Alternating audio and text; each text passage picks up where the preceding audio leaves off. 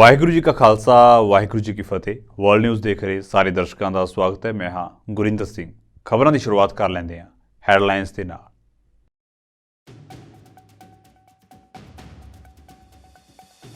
Australia ਦੇ ਕਈ ਸੂਬਿਆਂ ਦੇ ਵਿੱਚ ਤੂਫਾਨ ਦਾ ਕਹਿਰ ਜਾਰੀ, ਜਨਜੀਵਨ ਹੋਇਆ ਬੁਰੀ ਤਰ੍ਹਾਂ ਪ੍ਰਭਾਵਿਤ, ਕਈ ਘਰਾਂ ਦੀ ਬਿਜਲੀ ਗੁੱਲ।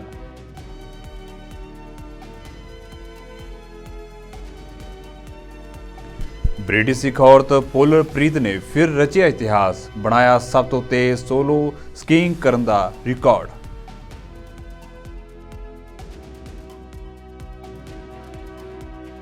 नवे साल के पहले ही दिन मणिपुर दे विच हुई गोलीबारी, 3 लोगों की मौत, 5 ਜ਼ਿਲ੍ਹਿਆਂ ਦੇ विच कर्फ्यू लग्या।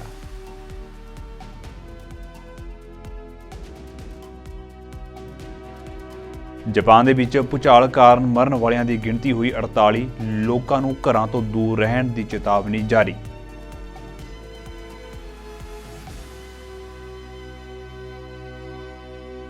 ਤੇ ਹੁਣ ਖਬਰਾਂ ਵਿਸਥਾਰ ਦੇ ਨਾਲ। ਆਸਟ੍ਰੇਲੀਆ ਦੇ ਵੱਖ-ਵੱਖ ਹਿੱਸਿਆਂ ਵਿੱਚ ਖਰਾਬ ਮੌਸਮ ਦਾ ਕਹਿਰ ਜਾਰੀ ਹੈ। ਵਿਕਟੋਰੀਆ ਸੂਬੇ ਦੇ ਵਿੱਚ ਖਰਾਬ ਮੌਸਮ ਦੇ ਕਾਰਨ ਜਨਜੀਵਨ ਪ੍ਰਭਾਵਿਤ ਹੋਇਆ ਹੈ। ਖਰਾਬ ਮੌਸਮ ਦੇ ਵਿਚਕਾਰ ਇੱਕ ਟਰੱਕ ਦੇ ਇੱਕ ਬਿਜਲੀ ਦੇ ਖੰਭੇ ਨਾਲ ਟਕਰਾਉਣ ਕਾਰਨ ਮੈਲਬੌਰਨ ਦੇ ਵਿੱਚ ਇੱਕ ਪ੍ਰਮੁੱਖ ਵਿਕਟੋਰੀਆ ਫ੍ਰੀਵੇ ਨੂੰ ਬੰਦ ਕਰ ਦਿੱਤਾ ਗਿਆ। ਟੱਕਰ ਤੋਂ ਬਾਅਦ ਡੌਨੀਬਰੂਕ ਰੋਡ ਉੱਤੇ ਹਿਊਮ ਫ੍ਰੀਵੇ ਦੀਆਂ ਸਾਰੀਆਂ ਉੱਤਰੀ ਲੇਨਾਂ ਨੂੰ ਬੰਦ ਕਰ ਦਿੱਤਾ ਗਿਆ।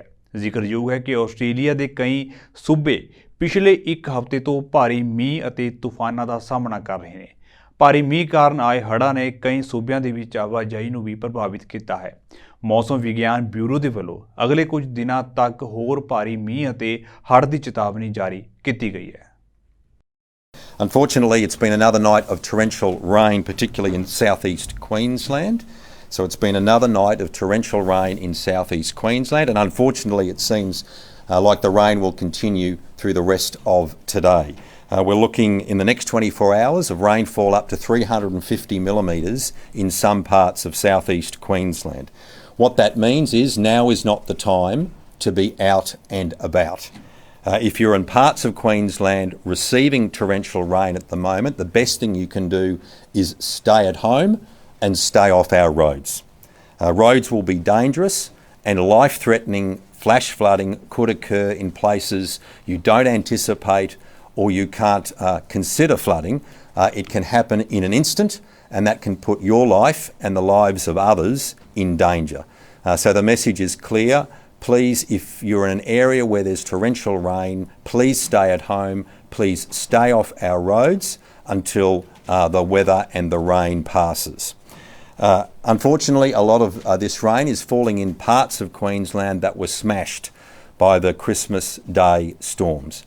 And our thoughts are with those communities as they deal with more torrential rain over the next 24 hours.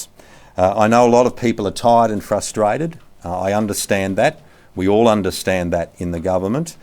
But please keep your families and your friends safe. That's very important. We understand people are tired and frustrated, but we ask Queenslanders who are suffering this additional rain to keep themselves, their families and their friends safe.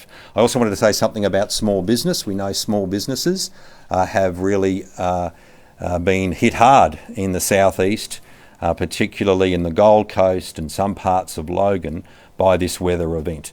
And we know this is a particularly busy time for trading normally, but those businesses have been impacted badly by this weather event. So I'm pleased to say, in support with the Australian government, I'm pleased to say that in conjunction with the Australian government, we're announcing support for small business today. So disaster assistance and essential working capital loans are now available for affected small businesses, primary producers and not-for-profit organisations in the City of the Gold Coast, the Scenic Rim Regional Council and the Logan City Council. British Sikh ਅਫਸਰ ਅਤੇ ਭਾਰਤੀ ਮੂਲ ਦੀ 34 ਸਾਲਾ ਹਰਪ੍ਰੀਤ ਚੰਦੀ ਨੇ 31 ਦਿਨਾਂ 13 ਘੰਟੇ ਅਤੇ 19 ਮਿੰਟਾਂ ਦੇ ਵਿੱਚ 1130 ਕਿਲੋਮੀਟਰ ਅੰਟਾਰਕਟਿਕ ਦੀ ਬਰਫ਼ ਨੂੰ ਕਵਰ ਕਰਕੇ ਇੱਕ ਨਵਾਂ ਰਿਕਾਰਡ ਬਣਾਇਆ ਹੈ। ਪੋਲਰਪ੍ਰੀਤ ਦੇ ਨਾਮ ਦੇ ਨਾਲ ਮਸ਼ਹੂਰ ਹਰਪ੍ਰੀਤ ਇਸ ਤੋਂ ਪਹਿਲਾਂ ਧਰੂਵੀ ਖੋਜ ਦੇ ਲਈ 2 ਗਿਨੀਜ਼ ਵਰਲਡ ਰਿਕਾਰਡ ਤੋੜ ਚੁੱਕੀ ਹੈ। ਉਸ ਦਾ ਦਾਅਵਾ ਹੈ ਕਿ ਉਹ ਸੋਲੋ ਸਕੀਇੰਗ ਕਰਨ ਵਾਲੀ ਸਭ ਤੋਂ ਫਾਸਟੈਸਟ ਔਰਤ ਹੈ। 34 ਸਾਲਾ ਕੈਪਟਨ ਹਰਪ੍ਰੀਤ ਕੌਰ ਚੰਦੀ ਇਸ ਤੋਂ ਪਹਿਲਾਂ ਸਾਲ 2021 ਦੇ ਵਿੱਚ ਅੰਟਾਰਕਟਿਕਾ ਦੀ 700 ਮੀਲ ਲੰਮੀ ਯਾਤਰਾ ਇਕੱਲਿਆਂ ਮੁਕੰਮਲ ਕਰਨ ਵਾਲੀ ਪਹਿਲੀ ਗੈਰ ਗੋਰੀ ਔਰਤ ਬਣੀ ਸੀ। ਹੁਣ ਨਵਾਂ ਮਾਰਕਾ ਮਾਰਨ ਤੋਂ ਬਾਅਦ ਮੀਡੀਆ ਦੇ ਨਾਲ ਗੱਲਬਾਤ ਦੌਰਾਨ ਉਸਨੇ ਕਿਹਾ ਹੈ ਕਿ ਇਸ ਮੁਹਿੰਮ ਨੇ ਭਾਵੇਂ ਉਸ ਨੂੰ ਥਕਾ ਦਿੱਤਾ ਹੈ ਪਰ ਇਸ ਨੂੰ ਮੁਕੰਮਲ ਕਰਨ ਦੀ ਉਸ ਨੂੰ ਡਾਢੀ ਖੁਸ਼ੀ ਹੈ। ਐਤਵਾਰ ਨੂੰ ਆਪਣੇ ਬਲੌਗ ਉੱਤੇ ਚੰਦੀ ਨੇ ਲਿਖਿਆ ਹੈ ਕਿ ਉਸਨੇ 1130 ਕਿਲੋਮੀਟਰ ਦੀ ਯਾਤਰਾ ਸਿਰਫ 31 ਦਿਨਾਂ ਦੇ ਵਿੱਚ ਪੂਰੀ ਕੀਤੀ ਹੈ। ਉਸਨੇ ਇਹ ਵੀ ਕਿਹਾ ਹੈ ਕਿ ਹੁਣ ਇਸ ਦੀ ਪੁਸ਼ਟੀ ਗਿਨੀਜ਼ ਵਰਲਡ ਰਿਕਾਰਡ ਵੱਲੋਂ ਕੀਤੀ ਜਾਵੇਗੀ।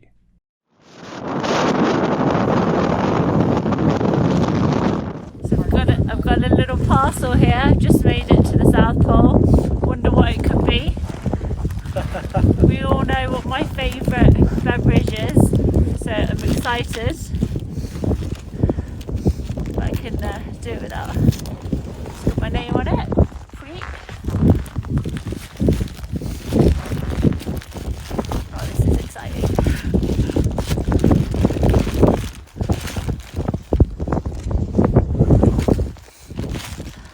And it is a can of Coke Zero, which, as we know, is literally my favourite drink. So, after 32 days,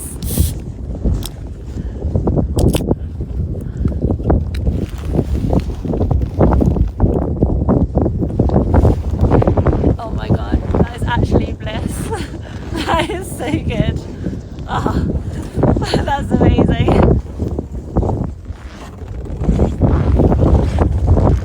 That is so good. That was worth the wait. Thanks, Evan. ਦੱਖਣੀ Korea ਦੇ ਵਿਰੋਧੀ ਧਿਰ ਦੇ ਨੇਤਾ ਲੀ ਜੇ ਮਿਯੂੰਗ ਉੱਤੇ ਮੰਗਲਵਾਰ ਨੂੰ ਜਾਨਲੇਵਾ ਹਮਲਾ ਹੋਇਆ। ਲੀ ਉੱਤੇ ਦੱਖਣੀ ਪੂਰਬੀ ਸ਼ਹਿਰ ਬੁਸਾਨ ਦੇ ਵਿੱਚ ਇੱਕ ਅਣਪਛਾਤੇ ਵਿਅਕਤੀ ਨੇ ਹਮਲਾ ਕੀਤਾ। ਬੁਸਾਨ ਦੇ ਐਮਰਜੈਂਸੀ ਦਫ਼ਤਰ ਨੇ ਕਿਹਾ ਹੈ ਕਿ ਲੀ ਬੁਸਾਨ ਸ਼ਹਿਰ ਦੇ ਵਿੱਚ ਇੱਕ ਨਵੇਂ ਹਵਾਈ ਅੱਡੇ ਦੀ ਉਸਾਰੀ ਵਾਲੀ ਥਾਂ ਦਾ ਦੌਰਾ ਕੀਤਾ ਜਾ ਰਿਹਾ ਸੀ ਜਦੋਂ ਉਸ ਉੱਤੇ ਹਮਲਾ ਹੋਇਆ। ਮੁੱਖ ਵਿਰੋਧੀ ਪਾਰਟੀ ਡੈਮੋਕ੍ਰੈਟਿਕ ਪਾਰਟੀ ਦੇ ਮੁਖੀ ਲੀ ਹੋਸ਼ ਦੇ ਵਿੱਚ ਹਨ ਪਰ ਉਹਨਾਂ ਦੀ ਹਾਲਤ ਬਾਰੇ ਅਜੇ ਵੀ ਕੋਈ ਖਾਸ ਜਾਣਕਾਰੀ ਨਹੀਂ ਹੈ।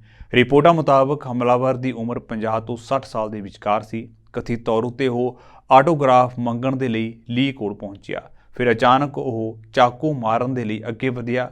ਇਸ ਘਟਨਾ ਦੇ ਨਾਲ ਜੁੜੀ ਇੱਕ ਵੀਡੀਓ ਸੋਸ਼ਲ ਮੀਡੀਆ ਉੱਤੇ ਵੀ ਸਾਹਮਣੇ ਆਈ ਹੈ ਜਿਸ ਦੇ ਵਿੱਚ ਲੀ ਭੀੜ ਉੱਤੇ ਡਿੱਗਦੇ ਹੋਏ ਅਤੇ ਫਿਰ ਚਾਕੂ ਮਾਰਨ ਤੋਂ ਬਾਅਦ ਜ਼ਮੀਨ ਉੱਤੇ ਡਿੱਗਦੇ ਨਜ਼ਰ ਆ ਰਹੇ ਨੇ।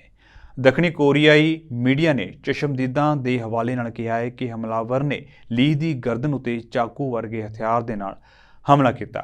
ਇੱਕ ਟੈਲੀਵਿਜ਼ਨ ਵੀਡੀਓ ਵਿੱਚ ਲੀ ਨੂੰ ਜ਼ਮੀਨ ਉੱਤੇ ਪਏ ਦਿਖਾਇਆ ਗਿਆ ਸੀ ਜਦੋਂ ਕਿ ਇੱਕ ਆਦਮੀ ਨੇ ਖੂਨ ਵਹਿਣ ਨੂੰ ਰੋਕਣ ਲਈ ਉਸ ਦੀ ਗਰਦਨ ਦੇ ਆਲੇ ਦੁਆਲੇ ਰੁਮਾਲ ਦਬਾਇਆ ਸੀ। ਰਿਪੋਰਟਾਂ ਵਿੱਚ ਕਿਹਾ ਗਿਆ ਹੈ ਕਿ ਪੁਲਿਸ ਨੇ ਹਮਲਾਵਰ ਨੂੰ ਮੌਕੇ ਉੱਤੇ ਹੀ ਗ੍ਰਿਫਤਾਰ ਕਰ ਲਿਆ ਹੈ। ਪੱਛਮੀ ਜਾਪਾਨ ਦੇ ਵਿੱਚ ਆਏ ਲੜੀਵਾਰ ਸ਼ਕਤੀਸ਼ਾਲੀ ਭੂਚਾਲ ਕਾਰਨ ਮਰਨ ਵਾਲਿਆਂ ਦੀ ਗਿਣਤੀ 48 ਹੋ ਗਈ ਅਤੇ ਕਈ ਇਮਾਰਤਾਂ, ਗੱਡੀਆਂ ਅਤੇ ਕਿਸ਼ਤੀਆਂ ਨੂੰ ਨੁਕਸਾਨ ਪਹੁੰਚਿਆ। ਅਧਿਕਾਰੀਆਂ ਨੇ ਮੰਗਲਵਾਰ ਨੂੰ ਭੂਚਾਲ ਦੇ ਖਤਰੇ ਨੂੰ ਦੇਖਦੇ ਹੋਏ ਚੇਤਾਵਨੀ ਜਾਰੀ ਕਰਕੇ ਕੁਝ ਖੇਤਰਾਂ ਦੇ ਵਿੱਚ ਲੋਕਾਂ ਨੂੰ ਆਪਣੇ ਘਰਾਂ ਤੋਂ ਦੂਰ ਰਹਿਣ ਲਈ ਕਿਹਾ ਹੈ।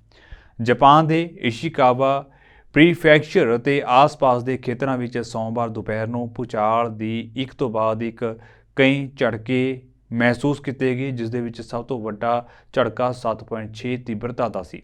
ਅਧਿਕਾਰੀਆਂ ਨੇ ਦੱਸਿਆ ਹੈ ਕਿ ਇਸ਼ੀਕਾਵਾ ਦੇ ਵਿੱਚ 48 ਲੋਕਾਂ ਦੀ ਮੌਤ ਦੀ ਪੁਸ਼ਟੀ ਹੋਈ ਹੈ ਤੇ 16 ਹੋਰ ਗੰਭੀਰ ਰੂਪ ਨਾਲ ਜ਼ਖਮੀ ਨੇ ਜਦੋਂ ਕਿ ਘਰਾਂ ਨੂੰ ਨੁਕਸਾਨ ਇੰਨਾ ਜ਼ਿਆਦਾ ਪਹੁੰਚਿਆ ਹੈ ਕਿ ਇਸ ਦਾ ਤੁਰੰਤ ਮੁਲਾਂਕਣ ਨਹੀਂ ਕੀਤਾ ਜਾ ਸਕਿਆ ਹੈ। ਨਵੇਂ ਸਾਲ ਦੇ ਪਹਿਲੇ ਹੀ ਦਿਨ ਰੂਸ ਨੇ ਯੂਕਰੇਨ ਦੇ ਵਿੱਚ 90 ਮਾਰੂ ਡਰੋਨ ਲਾਂਚ ਕੀਤੇ ਨੇ। ਹਮਲੇ ਬਾਰੇ ਰੂਸੀ ਰਾਸ਼ਟਰਪਤੀ ਨੇ ਕਿਹਾ ਹੈ ਕਿ ਅਸੀਂ ਨਵੇਂ ਸਾਲ ਵਿੱਚ ਯੂਕਰੇਨ ਉੱਤੇ ਹਮਲੇ ਹੋਰ ਤੇਜ਼ ਕਰਾਂਗੇ। ਤੁਹਾਨੂੰ ਦੱਸ ਦਈਏ ਕਿ 2 ਦਿਨ ਪਹਿਲਾਂ ਹੀ ਯੂਕਰੇਨ ਨੇ ਰੂਸੀ ਸ਼ਹਿਰ ਉੱਤੇ ਹਮਲਾ ਕੀਤਾ ਸੀ ਜਿਸ ਨੂੰ ਰਾਸ਼ਟਰਪਤੀ ਨੇ ਅੱਤਵਾਦੀ ਹਮਲਾ ਕਰਾਰ ਦਿੱਤਾ ਸੀ। ਰੂਸ ਦੇ ਰਾਸ਼ਟਰਪਤੀ ਵਲਾਦੀਮੀਰ ਪੁਤਿਨ ਨੇ ਸੋਮਵਾਰ ਨੂੰ ਮਿਲਟਰੀ ਹਸਪਤਾਲ ਦਾ ਦੌਰਾ ਕੀਤਾ। ਇਸ ਦੌਰਾਨ ਉਨ੍ਹਾਂ ਕਿਹਾ ਹੈ ਕਿ ਬੇਲਗੋਰਡ ਉੱਤੇ ਹਮਲੇ ਕਾਰਨ ਯੂਕਰੇਨ ਉੱਤੇ ਹੋਰ ਹਮਲੇ ਕੀਤੇ ਜਾਣਗੇ। ਯੂਕਰੇਨ ਨੂੰ ਇਸ ਦੇ ਲਈ ਤਿਆਰ ਰਹਿਣਾ ਹੋਵੇਗਾ। ਉਨ੍ਹਾਂ ਕਿਹਾ ਹੈ ਕਿ ਯੂਕਰੇਨ ਸਾਨੂੰ ਡਰਾਉਣਾ ਚਾਹੁੰਦਾ ਹੈ, ਸਾਡੇ ਨਾਗਰਿਕਾਂ ਨੂੰ ਡਰਾਉਣਾ ਚਾਹੁੰਦਾ ਹੈ। ਅਸੀਂ ਆਪਣੇ ਨਾਗਰਿਕਾਂ ਉੱਤੇ ਕਿਸੇ ਵੀ ਤਰ੍ਹਾਂ ਦੇ ਹਮਲੇ ਨੂੰ ਬਰਦਾਸ਼ਤ ਨਹੀਂ ਕਰਾਂਗੇ। ਪੁਤਿਨ ਨੇ ਅੱਗੇ ਕਿਹਾ ਹੈ ਕਿ ਅਸੀਂ ਕੀਵ ਸਮੇਤ ਹੋਰ ਸ਼ਹਿਰਾਂ ਦੇ ਪ੍ਰਮੁੱਖ ਖੇਤਰਾਂ ਅਤੇ ਚੌਰਾਹਿਆਂ ਉੱਤੇ ਵੀ ਹਮਲਾ ਕਰ ਸਕਦੇ ਹਾਂ ਪਰ ਅਸੀਂ ਅਜਿਹਾ ਨਹੀਂ ਕਰਾਂਗੇ। ਯੂਕਰੇਨ ਨੇ ਸਾਡੇ ਲੋਕਾਂ ਨੂੰ ਮਾਰਿਆ ਹੈ। ਮੈਨੂੰ ਗੁੱਸਾ ਵੀ ਆਇਆ ਪਰ ਮੈਂ ਨਾਗਰਿਕਾਂ ਦੀ ਜ਼ਿੰਦਗੀ ਦੀ ਅਹਿਮੀਅਤ ਨੂੰ ਸਮਝਦਾ ਹਾਂ। ਅਸੀਂ ਫੌਜੀ ਟਿਕਾਣਿਆਂ ਉੱਤੇ ਹਮਲਾ ਕੀਤਾ ਹੈ। ਅਸੀਂ ਸਿਰਫ ਯੂਕਰੇਨ ਦੇ ਫੌਜੀ ਟਿਕਾਣਿਆਂ ਨੂੰ ਹੀ ਨਿਸ਼ਾਨਾ ਬਣਾਉਣਾ ਜਾਰੀ ਰੱਖਾਂਗੇ। ਜ਼ਿਕਰਯੋਗ ਹੈ ਕਿ ਯੂਕਰੇਨ ਦੀ ਫੌਜ ਨੇ ਸ਼ਨੀਵਾਰ ਨੂੰ ਰੂਸੀ ਸ਼ਹਿਰ ਬਿਲਗੋਰੋਡ ਉੱਤੇ ਭਾਰੀ ਬੰਬਾਰੀ ਕੀਤੀ। ਇਸ ਹਮਲੇ ਵਿੱਚ ਬੱਚਿਆਂ ਸਮੇਤ 25 ਲੋਕਾਂ ਦੀ ਜਾਨ ਚਲੀ ਗਈ। ਰੂਸੀ ਅਧਿਕਾਰੀਆਂ ਦੇ ਬਿਆਨ ਮੁਤਾਬਕ ਬਿਲਗੋਰੋਡ ਉੱਤੇ ਕਲਸਟਰ ਬੰਬਾਂ ਨਾਲ ਹਮਲਾ ਕੀਤਾ ਗਿਆ। ਯੂਕਰੇਨ ਦੇ ਵਿੱਚ ਹੋਏ ਹਮਲਿਆਂ ਵਿੱਚ 100 ਤੋਂ ਵੱਧ ਲੋਕ ਜ਼ਖਮੀ ਹੋਏ। ਬਿਲਗੋਰੋਡ ਸ਼ਹਿਰ ਉੱਤਰੀ ਯੂਕਰੇਨ ਦੀ ਸਰਹੱਦ ਦੇ ਨੇੜੇ ਹੈ। ਰੂਸੀ ਰੱਖਿਆ ਮੰਤਰਾਲੇ ਨੇ ਕਿਹਾ ਸੀ ਕਿ ਮਾਸਕੋ, ਓਰੀਓ, ਬ੍ਰਾਂਸਕ ਅਤੇ ਕੁਰਸਕ ਖੇਤਰਾਂ ਦੇ ਅਸਮਾਨ ਉੱਤੇ ਡਰੋਨ ਵੀ ਦੇਖੇ ਗਏ ਹਨ। ਬੀਤੇ ਦਿਨੀ ਭਾਰਤੀ ਪੁਲਾੜ ਖੋਜ ਸੰਗਠਨ ਨੇ ਐਕਸ-ਰੇ ਪੋਲਰੀਮੀਟਰ ਸੈਟੇਲਾਈਟ ਨੂੰ ਸਫਲਤਾਪੂਰਵਕ ਲਾਂਚ ਕੀਤਾ। ਇਸਰੋ ਨੇ ਸ਼੍ਰੀ ਹਰੀਕੋਟਾ ਸਥਿਤ ਸਤੀਸ਼ ਧਵਨ ਸੈਂਟਰ ਤੋਂ ਸੈਟੇਲਾਈਟ ਦੀ ਲਾਂਚਿੰਗ ਕੀਤੀ ਹੈ। ਇਹ ਸੈਟੇਲਾਈਟ ਪੁਲਾੜ ਵਿੱਚ ਹੋਣ ਵਾਲੇ ਰੇਡੀਏਸ਼ਨ ਦੀ ਸਟੱਡੀ ਕਰੇਗਾ। ਇਸ ਤੋਂ ਇਲਾਵਾ ਸੈਟੇਲਾਈਟ ਬਲੈਕ ਹੋਲ ਵਰਗੀਆਂ ਖਗੋਲੀ ਰਚਨਾਵਾਂ ਦੇ ਰਹੱਸਾਂ ਤੋਂ ਵੀ ਪਰਦਾ ਚੁੱਕੇਗਾ। ਇਸ ਮਿਸ਼ਨ ਦਾ ਜੀਵਨ ਕਾਲ ਕਰੀਬ 5 ਸਾਲ ਦਾ ਹੈ। Yet another successful mission of PSLV has been accomplished. PSLV C-58 has placed the primary satellite ExpoSat in the desired orbit of 650 kilometer, 6-degree inclination, and we'll be waiting for the exact orbital parameters that will just now come. And we are also waiting for the satellite to have its solar panel deployed. That also will come in a few seconds from now. From this point, the orbit of the PSLV 4 stage will be reduced to a lower orbit, where the upper stage of the PSLV, which is now described as POEM, PSLV Orbital Experimental Module, will carry out experiments with 9 of the onboard payloads, and that will take some time, and we will come back to listen to all of that, what happened in the POEM experiments little later. Meantime, let me also announce the orbit that has been accomplished, which is available through various routes. It shows excellent orbit, and the deviations from the targeted orbit is hardly just 3 kilometers in circular orbit of 650 kilometer, and inclination is 001 degree, which is one of the very excellent orbital condition. As you all know, ExpoSat is a space observatory, but what makes this mission more interesting is the host of new technologies that are getting demonstrated in the POEM-3 experiment. We have fuel cell, we have the silicon-based 10 ampere hour high energy battery, green monopropellant thrusters, amateur radio satellite service, and more important, a totally women engineered satellite for the comparison of solar irradiance and UV index. This, I think, showcases women empowerment in the field of science and technology, and all the payloads, in fact, demonstrate the reforms that are currently sweeping the Indian space sector. But today's success has been made possible by the tremendous efforts put in by a whole group of people from Team ISRO, along with other stakeholders. This mission would not have been possible but for the wholehearted effort put in by various teams, the SDAs and SR agencies spread across different centers, starting from SDSC, URSC, STRAC, LPSC, IPRC, VSSC, IISU, LEOS, and also ISRO headquarters. Manipur ਤੋਂ ਇੱਕ ਵੱਡੀ ਖਬਰ ਸਾਹਮਣੇ ਆਈ ਹੈ, ਜਿੱਥੇ ਨਵੇਂ ਸਾਲ ਦੇ ਪਹਿਲੇ ਹੀ ਦਿਨ ਸੂਬੇ ਦੇ ਥੋਬਲ ਇਲਾਕੇ ਵਿੱਚ 3 ਲੋਕਾਂ ਦੀ ਗੋਲੀਆਂ ਮਾਰ ਕੇ ਹੱਤਿਆ ਕਰ ਦਿੱਤੀ ਗਈ। ਇਸ ਹਿੰਸਾ ਵਿੱਚ ਕਈ ਲੋਕਾਂ ਦੇ ਜ਼ਖਮੀ ਹੋਣ ਦੀ ਵੀ ਸੂਚਨਾ ਪ੍ਰਾਪਤ ਹੋਈ ਹੈ। ਇਸ ਕਾਰਨ ਸੂਬੇ ਦੇ 5 ਜ਼ਿਲ੍ਹਿਆਂ ਵਿੱਚ ਇੱਕ ਵਾਰ ਫਿਰ ਕਰਫਿਊ ਲਾਗੂ ਕਰ ਦਿੱਤਾ ਗਿਆ ਹੈ। ਅਧਿਕਾਰੀਆਂ ਨੇ ਦੱਸਿਆ ਹੈ ਕਿ ਹਮਲਾਵਰਾਂ ਦੀ ਪਹਿਚਾਣ ਹਾਲੇ ਨਹੀਂ ਹੋ ਸਕੀ। ਉਹਨਾਂ ਦੱਸਿਆ ਹੈ ਕਿ ਹਮਲਾਵਰਾਂ ਨੇ ਲੇਲਿਓਂਗ ਚਿੰਗਜ਼ਾਊ ਇਲਾਕੇ ਵਿੱਚ ਸਥਾਨਕ ਲੋਕਾਂ ਨੂੰ ਨਿਸ਼ਾਨਾ ਬਣਾ ਕੇ ਗੋਲੀਬਾਰੀ ਕੀਤੀ, ਜਿਸ ਕਾਰਨ 3 ਲੋਕਾਂ ਦੀ ਮੌਕੇ ਉੱਤੇ ਹੀ ਮੌਤ ਹੋਈ ਅਤੇ 5 ਜ਼ਖਮੀ ਹੋਏ। ਜ਼ਖਮੀਆਂ ਨੂੰ ਹਸਪਤਾਲ ਦੇ ਵਿੱਚ ਭਰਤੀ ਕਰਵਾਇਆ ਗਿਆ। ਇਸ ਹਿੰਸਾ ਕਾਰਨ ਲੋਕਾਂ ਵਿੱਚ ਭਾਰੀ ਗੁੱਸਾ ਦੇਖਿਆ ਜਾ ਰਿਹਾ ਅਤੇ ਇਸ ਦੌਰਾਨ ਉਹਨਾਂ 3 ਗੱਡੀਆਂ ਨੂੰ ਅੱਗ ਲਗਾ ਕੇ ਸਾੜ ਦਿੱਤਾ। ਇਸ ਤੋਂ ਬਾਅਦ ਅਧਿਕਾਰੀਆਂ ਨੇ ਦੱਸਿਆ ਹੈ ਕਿ ਇਸ ਘਟਨਾ ਕਾਰਨ ਥੋਬਲ, ਇੰਫਾਲ ਪੂਰਬ, ਇੰਫਾਲ ਪੱਛਮ ਅਤੇ ਬਿਸ਼ਨੂਪੁਰ ਇਲਾਕੇ ਵਿੱਚ ਇੱਕ ਵਾਰ ਫਿਰ ਤੋਂ ਕਰਫਿਊ ਲਗਾ ਦਿੱਤਾ ਗਿਆ। ਇਸ ਘਟਨਾ ਕਾਰਨ ਮੁੱਖ ਮੰਤਰੀ ਐਨ ਬਿਰੇਨ ਸਿੰਘ ਨੇ ਇੱਕ ਵੀਡੀਓ ਮੈਸੇਜ ਜਾਰੀ ਕਰਕੇ ਹਿੰਸਾ ਦੀ ਨਿੰਦਿਆ ਕੀਤੀ ਅਤੇ ਲੋਕਾਂ ਨੂੰ ਸ਼ਾਂਤੀ ਬਣਾਏ ਰੱਖਣ ਦੀ ਅਪੀਲ ਕੀਤੀ ਹੈ। Even we have seen some of the videos leaked from the militants terrorist group. Yamna sophisticated weapons in Korga to bunene adubo where government where with central forces and the SS forces we are countering them And now search operation and a combing operation is widely going on. Reinforcement has been sent, and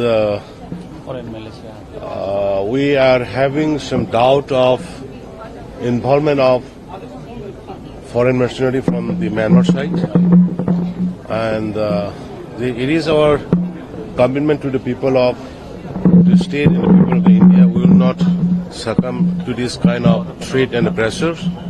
We will take necessary possible measures to counter such terrorist activities. America ਦੇ Las Angeles ਸ਼ਹਿਰ ਦੇ ਵਿੱਚ ਨਵੇਂ ਸਾਲ ਦੇ ਮੌਕੇ ਉੱਤੇ ਆਯੋਜਿਤ ਪਾਰਟੀ ਵਿੱਚ ਗੋਲੀਬਾਰੀ ਦੇ ਵਿੱਚ 2 ਲੋਕਾਂ ਦੀ ਮੌਤ ਹੋਈ ਅਤੇ 8 ਹੋਰ ਜ਼ਖਮੀ ਹੋਏ। ਅਧਿਕਾਰੀਆਂ ਨੇ ਜਾਣਕਾਰੀ ਦਿੱਤੀ। ਪੁਲਿਸ ਨੇ ਕਿਹਾ ਹੈ ਕਿ ਅਧਿਕਾਰੀਆਂ ਨੂੰ ਦੁਪਹਿਰ 1 ਵਜੇ ਦੇ ਕਰੀਬ ਗੋਲੀਬਾਰੀ ਦੀ ਸੂਚਨਾ ਮਿਲੀ ਅਤੇ ਜਦੋਂ ਉਹ ਘਟਨਾ ਸਥਾਨ ਉੱਤੇ ਪਹੁੰਚੇ ਤਾਂ ਉਹਨਾਂ ਨੇ ਗੋਲੀਆਂ ਚੱਲਣ ਦੀ ਆਵਾਜ਼ ਸੁਣੀ ਅਤੇ ਇਲਾਕੇ ਤੋਂ ਲੋਕਾਂ ਨੂੰ ਭੱਜਦੇ ਅਤੇ ਜ਼ਖਮੀ ਲੋਕਾਂ ਨੂੰ ਸੜਕਾਂ ਉੱਤੇ ਪਏ ਵੇਖਿਆ। ਪੁਲਿਸ ਨੇ ਦੱਸਿਆ ਕਿ ਇੱਕ ਆਦਮੀ ਅਤੇ ਇੱਕ ਔਰਤ ਦੀ ਮੌਕੇ ਉੱਤੇ ਹੀ ਮੌਤ ਹੋ ਗਈ। ਅਧਿਕਾਰੀਆਂ ਨੇ ਸ਼ੁਰੂ ਦੇ ਵਿੱਚ ਕਿਹਾ ਹੈ ਕਿ 3 ਲੋਕਾਂ ਨੂੰ ਹਸਪਤਾਲ ਦੇ ਵਿੱਚ ਦਾਖਲ ਕਰਵਾਇਆ ਗਿਆ ਸੀ, ਪਰ ਬਾਅਦ ਵਿੱਚ ਕਿਹਾ ਗਿਆ ਹੈ ਕਿ 8 ਹੋਰ ਜ਼ਖਮੀ ਹੋਏ ਨੇ।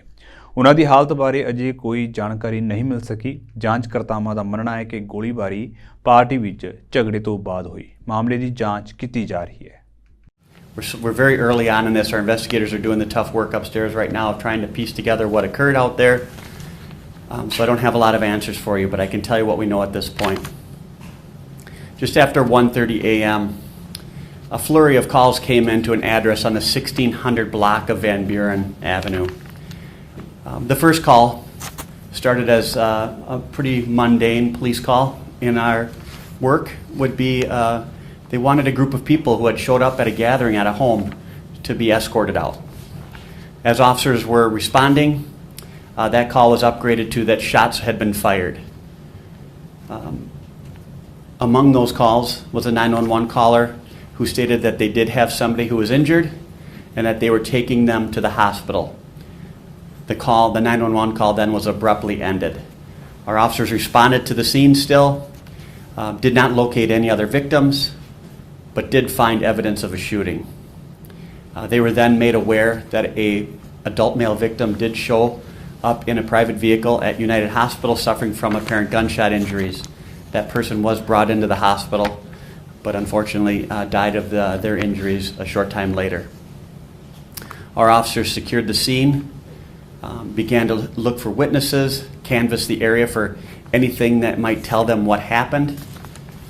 Our homicide investigators came in and they're starting the work of trying to piece together the circumstances of what occurred and who's responsible. I know our forensic services unit is also out there right now looking for any physical evidence that might help those investigators put together the pieces of what occurred out there and also tell them who's responsible. We'll be working with the Ramsey County Medical Examiner to positively identify the victim and determine his exact cause of death. Any information, any updates in this case will be released on our Twitter account as it becomes available. We would ask anybody out there that has any information about this case to contact our investigators at 651-266-5650. A lot of these cases we know there was multiple people there, and we know there was people that most likely have seen something but have not spoken to our investigators, and we would like to speak to them. ਦੀਵਾਨ ਟੋਡਰ ਮੱਲ ਸਿੱਖ ਇਤਿਹਾਸ ਦਾ ਉਹ ਮਹਾਨ ਪਾਤਰ ਹੈ ਜਿਸ ਨੂੰ ਆਪਣੇ East ਦੇ ਲਖਤੇ ਜਿਗਰਾਂ ਦੇ ਅੰਤਿਮ ਸੰਸਕਾਰ ਲਈ ਸੰਸਾਰ ਦੀ ਸਭ ਤੋਂ ਕੀਮਤੀ ਜ਼ਮੀਨ ਖਰੀਦੀ। ਇਹ ਅਦੁੱਤੀ ਕਾਰਨਾਮਾ ਕਰਕੇ ਉਹ ਰਾਤੋਂ ਰਾਤ ਸਿੱਖ ਪੰਥ ਦੀਆਂ ਅਤ ਆਦਰਯੋਗ ਸ਼ਖਸੀਅਤਾਂ ਵਿੱਚ ਸ਼ਾਮਲ ਹੋ ਗਏ ਨੇ। ਉਹਨਾਂ ਦੀ ਇਹ ਕੁਰਬਾਨੀ 9ਵੇਂ ਪਾਤਸ਼ਾਹ ਸ੍ਰੀ ਗੁਰੂ ਤੇਗ ਬਹਾਦਰ ਜੀ ਦਾ ਸੀਸ ਚਾਂਦਨੀ ਚੌਂਕ ਦਿੱਲੀ ਤੋਂ ਅਨੰਦਪੁਰ ਸਾਹਿਬ ਪਹੁੰਚਾਉਣ ਵਾਲੇ ਭਾਈ ਜੈਤਾ ਤੋਂ ਕਿਸੇ ਪ੍ਰਕਾਰ ਵੀ ਘੱਟ ਨਹੀਂ ਹੈ। ਦੀਵਾਨ ਟੋਡਰ ਮੱਲ ਦੇ ਜਨਮ ਸਥਾਨ, ਖਾਨਦਾਨ, ਜੀਵਨ ਅਤੇ ਵਾਰਸਾਂ ਬਾਰੇ ਇਤਿਹਾਸ ਦੇ ਵਿੱਚ ਜ਼ਿਆਦਾ ਜਾਣਕਾਰੀ ਨਹੀਂ ਮਿਲਦੀ। ਕਈ ਵਿਦਵਾਨ ਦੀਵਾਨ ਟੋਡਰ ਮੱਲ ਸਰਹੰਦੀ ਨੂੰ ਅਕਬਰ ਦਾ ਵਿੱਤ ਮੰਤਰੀ ਦੀਵਾਨ ਟੋਡਰ ਮੱਲ ਹੋਣ ਬਾਰੇ ਭੁਲੇਖਾ ਖਾ ਜਾਂਦੇ ਨੇ। ਦੋਵਾਂ ਦੇ ਜੀਵਨ ਕਾਲ ਦੇ ਵਿੱਚ ਕਰੀਬ 125 ਸਾਲ ਦਾ ਫਰਕ ਹੈ। ਮੰਨਿਆ ਜਾਂਦਾ ਹੈ ਕਿ ਉਹ ਜਾਤ ਦਾ ਜੈਨ ਖੱਤਰੀ ਸੀ ਅਤੇ ਗੁਰੂ ਘਰ ਦਾ ਅਤਿਅੰਤ ਸ਼ਰਧਾਲੂ ਸੀ। ਉਹ ਉਸ ਵੇਲੇ ਸਰਹੰਦ ਸੂਬੇ ਦਾ ਇੱਕ ਸਭ ਤੋਂ ਅਮੀਰ ਵਪਾਰੀ ਅਤੇ ਮੁਅੱਜ਼ਜ਼ ਦਰਬਾਰੀ ਸੀ। ਪਟਿਆਲਾ ਸਟੇਟ ਗਜ਼ਟੀਅਰ ਦੇ ਮੁਤਾਬਕ ਉਸ ਦਾ ਜੱਦੀ ਪਿੰਡ ਕਾਕੜਾ ਸੀ, ਜੋ ਸਮਾਣਾ ਪਟਿਆਲਾ ਸੜਕ ਉੱਤੇ ਹੈ ਤੇ ਹੁਣ ਥਾਣਾ ਸਦਰ ਸਮਾਣਾ ਅਧੀਨ ਆਉਂਦਾ ਹੈ। ਉਹਨਾਂ ਦੇ ਜਨਮ ਤੋਂ ਪਹਿਲਾਂ ਹੀ ਉਹਨਾਂ ਦੇ ਪੁਰਖੇ ਕਾਰੋਬਾਰ ਕਾਰਨ ਪਿੰਡ ਛੱਡ ਕੇ ਸਰਹੰਦ ਵਸ ਗਏ ਸਨ। ਉਹਨਾਂ ਦੀ ਅਮੀਰੀ, ਸਰਕਾਰੀ ਪ੍ਰਭਾਵ ਅਤੇ ਸ਼ਾਨੋ ਸ਼ੌਕਤ ਇਸ ਗੱਲ ਤੋਂ ਸਾਹਮਣੇ ਆਉਂਦੀ ਹੈ ਕਿ ਉਹਨਾਂ ਦੀ ਰਿਹਾਇਸ਼ ਜਹਾਜ਼ ਹਵੇਲੀ ਸਰਹੰਦ ਦੇ ਸੂਬੇਦਾਰ ਵਜ਼ੀਰ ਖਾਨ ਦੇ ਮਹਿਲ ਦੇ ਬਿਲਕੁਲ ਨਜ਼ਦੀਕ ਸੀ। ਸਨ 26 ਦਸੰਬਰ 1704 ਈਸਵੀ ਨੂੰ ਵਜ਼ੀਰ ਖਾਨ ਦੇ ਹੁਕਮ ਦੇ ਨਾਲ ਸਾਹਿਬਜ਼ਾਦਾ ਜ਼ੋਰਾਵਰ ਸਿੰਘ ਅਤੇ ਸਾਹਿਬਜ਼ਾਦਾ ਬਾਬਾ ਫਤਿਹ ਸਿੰਘ ਨੂੰ ਸ਼ਹੀਦ ਕਰ ਦਿੱਤਾ ਗਿਆ ਸੀ ਅਤੇ ਮਾਤਾ ਗੁਜਰ ਜੀ ਵੀ ਸ਼ਹੀਦ ਹੋਏ ਸਨ। ਸਾਹਿਬਜ਼ਾਦਿਆਂ ਅਤੇ ਮਾਤਾ ਜੀ ਦੀ ਸ਼ਹੀਦੀ ਤੋਂ ਬਾਅਦ ਡਰਦੇ ਮਾਰੇ ਕਿਸੇ ਦੀ ਵੀ ਹਿੰਮਤ ਨਾ ਪਈ ਕਿ ਉਹਨਾਂ ਦਾ ਵਿਧੀ ਪੂਰਵਕ ਅੰਤਿਮ ਸੰਸਕਾਰ ਕੀਤਾ ਜਾ ਸਕੇ। ਉਸ ਵੇਲੇ ਸਰਹੰਦ ਵਿੱਚ ਹਿੰਦੂ ਵੱਡੀ ਗਿਣਤੀ ਵਿੱਚ ਵਸਦੇ ਸਨ ਅਤੇ ਉੱਥੇ ਹਿੰਦੂਆਂ ਦੇ ਕਈ ਸ਼ਮਸ਼ਾਨ ਘਾਟ ਵੀ ਮੌਜੂਦ ਸਨ। ਫਿਰ ਸਾਹਿਬਜ਼ਾਦਿਆਂ ਅਤੇ ਮਾਤਾ ਜੀ ਦਾ ਅੰਤਿਮ ਸੰਸਕਾਰ ਉੱਥੇ ਕਿਉਂ ਨਾ ਕੀਤਾ ਗਿਆ? ਕਿਉਂ ਉਹਨਾਂ ਦੇ ਅੰਤਿਮ ਸੰਸਕਾਰ ਦੇ ਲਈ ਜ਼ਮੀਨ ਖਰੀਦਣੀ ਪਈ? ਲੱਗਦਾ ਹੈ ਕਿ ਸੂਬੇਦਾਰ ਦਾ ਦਿਲ ਗੁਰੂ ਘਰ ਪ੍ਰਤੀ ਨਫ਼ਰਤ ਨਾਲ ਇੰਨਾ ਭਰਿਆ ਹੋਇਆ ਸੀ, ਉਹਨਾਂ ਦੀ ਸ਼ਹੀਦੀ ਤੋਂ ਬਾਅਦ ਵੀ ਉਸ ਦਾ ਮਨ ਸ਼ਾਂਤ ਨਾ ਹੋਇਆ। ਉਹ ਪਵਿੱਤਰ ਦੇਹਾਂ ਦਾ ਵੀ ਅਪਮਾਨ ਕਰਨਾ ਚਾਹੁੰਦਾ ਸੀ। ਉਸ ਦੀ ਇੱਛਾ ਸੀ ਕਿ ਉਹਨਾਂ ਦਾ ਸਿੱਖ ਰਹੂ ਰੀਤਾਂ ਮੁਤਾਬਕ ਸੰਸਕਾਰ ਨਾ ਹੋ ਸਕੇ। ਉਸਨੇ ਹੁਕਮ ਜਾਰੀ ਕਰ ਦਿੱਤਾ ਕਿ ਮਾਤਾ ਜੀ ਅਤੇ ਸਾਹਿਬਜ਼ਾਦਿਆਂ ਦਾ ਅੰਤਿਮ ਸੰਸਕਾਰ ਕਿਸੇ ਸ਼ਮਸ਼ਾਨ ਘਾਟ ਵਿੱਚ ਨਾ ਕੀਤਾ ਜਾਵੇ। ਇਹ ਵੀ ਸਪਸ਼ਟ ਹੋ ਸਕਦਾ ਹੈ ਕਿ ਜਦੋਂ ਦੀਵਾਨ ਟੋਡਰ ਮੱਲ ਨੇ ਤਰਲੇ ਮਿੰਨਤਾਂ ਕਰਕੇ ਦੇਹਾਂ ਪ੍ਰਾਪਤ ਕੀਤੀਆਂ ਹੋਣ ਤਾਂ ਕਿਸੇ ਸੁੱਚਾ ਨੰਦ ਵਰਗੇ ਸਿਆਣੇ ਨੇ ਸੂਬੇਦਾਰ ਨੂੰ ਸਲਾਹ ਦਿੱਤੀ ਹੋਵੇ ਕਿ ਸੇਠ ਕੋਲ ਬਹੁਤ ਪੈਸਾ ਹੈ, ਜੇ ਉਸਨੇ ਅੰਤਿਮ ਸੰਸਕਾਰ ਕਰਨਾ ਹੈ ਤਾਂ ਉਸ ਨੂੰ ਜਗ੍ਹਾ ਖਰੀਦਣੀ ਚਾਹੀਦੀ ਹੈ। ਇਸ ਲਈ ਲੱਗਦਾ ਹੈ ਕਿ ਸੂਬੇਦਾਰ ਨੇ ਉਸ ਨੂੰ ਸ਼ਰਤਾਂ ਅਧੀਨ ਹੀ ਦੇਹਾਂ ਦਿੱਤੀਆਂ ਸਨ। ਸਰਕਾਰੀ ਕਹਿਰ ਦੇ ਡਰ ਕਾਰਨ ਸਰਹੰਦ ਦੇ ਕਿਸੇ ਜ਼ਿਮੀਂਦਾਰ ਦੀ ਜ਼ਮੀਨ ਦੇਣ ਦੀ ਹਿੰਮਤ ਨਾ ਪਈ ਸੀ। ਅਖੀਰ ਇੱਕ ਜ਼ਿਮੀਂਦਾਰ ਚੌਧਰੀ ਅੱਤਾ ਜ਼ਮੀਨ ਵੇਚਣ ਲਈ ਰਾਜ਼ੀ ਹੋ ਗਿਆ, ਪਰ ਉਸਨੇ ਵੀ ਰੱਜ ਕੇ ਦੀਵਾਨ ਦੀ ਮਜਬੂਰੀ ਦਾ ਫਾਇਦਾ ਉਠਾਇਆ। ਉਸਨੇ ਸ਼ਰਤ ਰੱਖੀ ਕਿ ਜੇ ਜ਼ਮੀਨ ਚਾਹੀਦੀ ਹੈ ਤਾਂ ਉਸਦੀ ਕੀਮਤ ਸੋਨਾ ਵਿਛਾ ਕੇ ਦੇਣੀ ਪਵੇਗੀ। ਕਈ ਤਾਂ ਕਹਿੰਦੇ ਨੇ ਕਿ ਉਸਨੇ ਸੋਨੇ ਦੇ ਸਿੱਕੇ ਖੜੇ ਕਰਕੇ ਕੀਮਤ ਲਈ ਸੀ। ਉਸ ਵੇਲੇ ਸੋਨੇ ਦੀ ਅਸ਼ਰਫੀ ਦਾ ਸਾਈਜ਼ ਕਰੀਬ 1.25 ਇੰਚ ਅਤੇ ਭਾਰ ਕਰੀਬ 1 ਤੋਲਾ ਹੁੰਦਾ ਸੀ। ਜੇ ਅਸ਼ਰਫੀਆਂ ਖੜੇ ਰੁੱਖ ਰੱਖੀਆਂ ਗਈਆਂ ਹੋਣਗੀਆਂ ਤਾਂ 78,000 ਦੇ ਕਰੀਬ ਅਸ਼ਰਫੀਆਂ ਵਿਛਾਉਣੀਆਂ ਪਈਆਂ ਹੋਣਗੀਆਂ। ਇਸ ਕਾਰਨ ਦੀਵਾਨ ਦੀ ਸਾਰੀ ਪੂੰਜੀ ਜ਼ਮੀਨ ਖਰੀਦਣ ਵਿੱਚ ਲੱਗ ਗਈ ਅਤੇ ਘਰ-ਬਾਰ ਗਹਿਣੇ ਪੈ ਗਏ। ਪਰ ਉਸ ਮਹਾਨ ਇਨਸਾਨ ਨੇ ਆਪਣੇ ਨੁਕਸਾਨ ਦੀ ਕੋਈ ਪਰਵਾਹ ਨਾ ਕੀਤੀ ਅਤੇ ਆਪਣੇ ਵਿਸ਼ਵਾਸ ਨੂੰ ਡੋਲਣ ਨਾ ਦਿੱਤਾ। ਉਸਨੇ ਆਪਣਾ ਸਭ ਕੁਝ ਦਾਅ ਉੱਤੇ ਲਾ ਕੇ ਗੁਰੂ ਜੀ ਅਤੇ ਸਿੱਖੀ ਦੀ ਮਹਾਨ ਸੇਵਾ ਕੀਤੀ। ਬਾਬਾ ਬੰਦਾ ਸਿੰਘ ਬਹਾਦਰ ਨੇ ਜਦੋਂ ਸਨ ਮਈ 1710 ਈਸਵੀ ਦੇ ਵਿੱਚ ਸਰਹੰਦ ਫਤਿਹ ਕੀਤੀ ਤਾਂ ਉਹਨਾਂ ਨੂੰ ਵੀ ਦੀਵਾਨ ਟੋਡਰ ਮੱਲ ਦੀ ਇਸ ਕੁਰਬਾਨੀ ਬਾਰੇ ਪਤਾ ਸੀ। ਦੀਵਾਨ ਟੋਡਰ ਮੱਲ ਦੇ ਘਰ ਨੂੰ ਕੋਈ ਨੁਕਸਾਨ ਨਾ ਪਹੁੰਚਾਇਆ ਗਿਆ। ਸੂਬਾ ਸਰਹੰਦ ਵਜ਼ੀਰ ਖਾਨ ਬਹੁਤ ਹੀ ਜ਼ਾਲਮ, ਬੇਰਹਿਮ ਅਤੇ ਪਾਪੀ ਇਨਸਾਨ ਸੀ। ਉਸਨੇ ਬਾਬਾ ਮੋਤੀ ਰਾਮ ਮਹਿਰਾ ਦਾ ਸਾਰਾ ਪਰਿਵਾਰ ਸਿਰਫ ਇਸ ਲਈ ਵੇਲਣੇ ਵਿੱਚ ਪੀੜ ਕੇ ਸ਼ਹੀਦ ਕਰਵਾ ਦਿੱਤਾ ਸੀ ਕਿ ਉਸਨੇ ਮਾਤਾ ਗੁਜਰੀ ਜੀ ਅਤੇ ਸਾਹਿਬਜ਼ਾਦਿਆਂ ਦੀ ਠੰਡੇ ਬੁਰਜ ਵਿੱਚ ਦੁੱਧ ਨਾਲ ਸੇਵਾ ਕੀਤੀ ਸੀ। ਇਸ ਲਈ ਉਹ ਇਹ ਕਿਵੇਂ ਬਰਦਾਸ਼ਤ ਕਰ ਸਕਦਾ ਸੀ ਕਿ ਕੋਈ ਉਸਦੀ ਹੁਕਮ ਅਦੁੱਲੀ ਕਰਕੇ ਸਾਹਿਬਜ਼ਾਦਿਆਂ ਅਤੇ ਮਾਤਾ ਜੀ ਦਾ ਅੰਤਿਮ ਸੰਸਕਾਰ ਕਰੇ। ਜਦੋਂ ਉਸ ਨੂੰ ਦੀਵਾਨ ਟੋਡਰ ਮੱਲ ਦੇ ਇਸ ਗੁਨਾਹ ਬਾਰੇ ਪਤਾ ਲੱਗਿਆ ਤਾਂ ਉਸ ਦਾ ਕਹਿਰ ਦੀਵਾਨ ਉੱਤੇ ਟੁੱਟ ਪਿਆ। ਉਸਨੇ ਦੀਵਾਨ ਟੋਡਰ ਮੱਲ ਨੂੰ ਬਿਲਕੁਲ ਬਰਬਾਦ ਕਰ ਦਿੱਤਾ। ਆਪਣੇ ਪਰਿਵਾਰ ਦੀ ਸੁਰੱਖਿਆ ਲਈ ਦੀਵਾਨ ਨੂੰ ਆਪਣਾ ਜੰਮਿਆ ਜਮਾਇਆ ਘਰ-ਬਾਰ ਅਤੇ ਕਾਰੋਬਾਰ ਛੱਡ ਕੇ ਇਤਿਹਾਸ ਦੇ ਹਨੇਰਿਆਂ ਵਿੱਚ ਗੁੰਮ ਹੋ ਜਾਣਾ ਪਿਆ। ਇਸ ਤੋਂ ਬਾਅਦ ਉਸਦੇ ਪਰਿਵਾਰ ਜਾਂ ਉਸਦੇ ਆਖਰੀ ਦਿਨਾਂ ਬਾਰੇ ਕੋਈ ਜਾਣਕਾਰੀ ਨਹੀਂ ਮਿਲਦੀ। ਉਹਨਾਂ ਦੀ ਜਹਾਜ਼ ਹਵੇਲੀ ਨੂੰ ਬਾਬਾ ਬੰਦਾ ਸਿੰਘ ਬਹਾਦਰ ਅਤੇ ਉਹਨਾਂ ਤੋਂ ਬਾਅਦ ਸਿੱਖ ਮਿਸਲਾਂ ਦੇ ਸਰਹੰਦ ਉੱਤੇ ਹਮਲਿਆਂ ਦੌਰਾਨ ਪੂਰੀ ਇੱਜ਼ਤ ਬਖਸ਼ੀ ਗਈ। ਕਿਸੇ ਨੇ ਉਸ ਨੂੰ ਨੁਕਸਾਨ ਪਹੁੰਚਾਉਣ ਜਾਂ ਲੁੱਟਣ ਦੀ ਕੋਸ਼ਿਸ਼ ਨਹੀਂ ਕੀਤੀ, ਪਰ ਲਾਵਾਰਿਸ ਪਈ ਹਵੇਲੀ ਹੌਲੀ-ਹੌਲੀ ਵਕਤ ਦੇ ਥਪੇੜਿਆਂ ਅਤੇ ਨਜਾਇਜ਼ ਕਬਜ਼ਿਆਂ ਕਾਰਨ ਢਹਿਣ ਲੱਗ ਪਈ। ਸਿੱਖ ਪੰਥ ਵਿੱਚ ਦੀਵਾਨ ਟੋਡਰ ਮੱਲ ਦਾ ਬਹੁਤ ਸਤਿਕਾਰ ਹੈ। ਉਹਨਾਂ ਦੀ ਯਾਦ ਵਿੱਚ ਗੁਰਦੁਆਰਾ ਫਤਿਹਗੜ੍ਹ ਸਾਹਿਬ ਵਿਖੇ ਬਹੁਤ ਵਿਸ਼ਾਲ ਦੀਵਾਨ ਟੋਡਰ ਮੱਲ ਦੀਵਾਨ ਹਾਲ ਬਣਾਇਆ ਹੋਇਆ ਹੈ। ਗੁਰਦੁਆਰਾ ਫਤਿਹਗੜ੍ਹ ਸਾਹਿਬ ਅਤੇ ਗੁਰਦੁਆਰਾ ਜੋਤੀ ਸਰੂਪ ਵਿਚਾਲੜੀ ਸੜਕ ਦਾ ਨਾਮ ਦੀਵਾਨ ਟੋਡਰ ਮੱਲ ਮਾਰਗ ਹੈ। ਜੀਟੀ ਰੋਡ ਤੋਂ ਸਰਹੰਦ ਨੂੰ ਆਉਣ ਵਾਲੀ ਸੜਕ ਉੱਤੇ ਇੱਕ ਸ਼ਾਨਦਾਰ ਦੀਵਾਨ ਟੋਡਰ ਮੱਲ ਸਵਾਗਤੀ ਦੁਆਰ ਵੀ ਉਸਾਰਿਆ ਗਿਆ। ਇਹ ਅਤਿਅੰਤ ਜ਼ਰੂਰੀ ਹੈ ਕਿ ਇਤਿਹਾਸਕਾਰ ਦੀਵਾਨ ਟੋਡਰ ਮੱਲ ਵਰਗੇ ਮਹਾਨ ਇਨਸਾਨ ਦੇ ਵਾਰਸਾਂ ਬਾਰੇ ਖੋਜ ਕਰਕੇ ਉਹਨਾਂ ਨੂੰ ਦੁਨੀਆ ਦੇ ਸਾਹਮਣੇ ਲਿਆਉਣ। ਇਹ ਉਸ ਨੇਕ ਇਨਸਾਨ ਨੂੰ ਸੱਚੀ ਸੁੱਚੀ ਸ਼ਰਧਾਂਜਲੀ ਹੋਵੇਗੀ। ਸੋ ਫਿਲਹਾਲ ਦੇ ਲਈ ਵਰਲਡ ਨਿਊਜ਼ ਦੇ ਵਿੱਚ ਇੰਨਾ ਹੀ। ਤੁਹਾਨੂੰ ਮੈਨੂੰ ਇਜਾਜ਼ਤ ਦਿਓ। ਵਾਹਿਗੁਰੂ ਜੀ ਕਾ ਖਾਲਸਾ, ਵਾਹਿਗੁਰੂ ਜੀ ਕੀ ਫਤਿਹ।